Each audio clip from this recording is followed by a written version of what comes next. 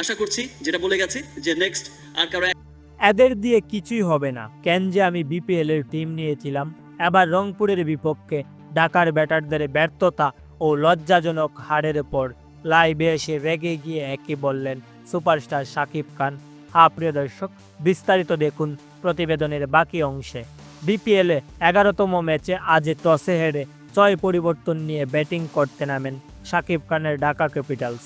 আর batting করতে নেমেই শুরুতে হাবিবুর রহমান সোহান 12 বলে 14, জয়সন রয় 12 বলে 18, তানজিদ হাসান তামিম 16 বলে 20, লিটন দাস 13 বলে 9, সাব্বির রহমান 7 বলে মাত্র 2 ও গত ম্যাচে সেঞ্চুরি করা তিশারা পেরেরা প্রথম বলেই 0 রানে সাজ গড়ে ফিরেন। অর্থাৎ প্রথম 10 ওভারেই 6টি উইকেট হারিয়ে ফেলে ঢাকা এবং শেষের দিকে মুসাদ্দেক ও আলাউদ্দিন বাবু কিছুটা চেষ্টা করলেও তারাও বেশি সময় টিকতে পারেন নাই।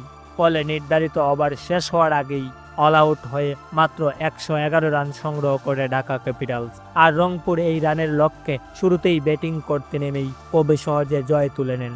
আর এদিন ঢাকার ব্যাটারদের এমন ব্যাটিং দেখে রেগে যান সুপারস্টার শাকিব খান। তিনি বলেন, এদের দিয়ে কিছুই হবে না, আমরা এই বিপিএল আসরে একটি ম্যাচও জিততে পারবো না। তো প্রিয় দর্শক, আজকের ম্যাচে ঢাকার এমন হাল দেখে আপনাদের কি মনে হয়?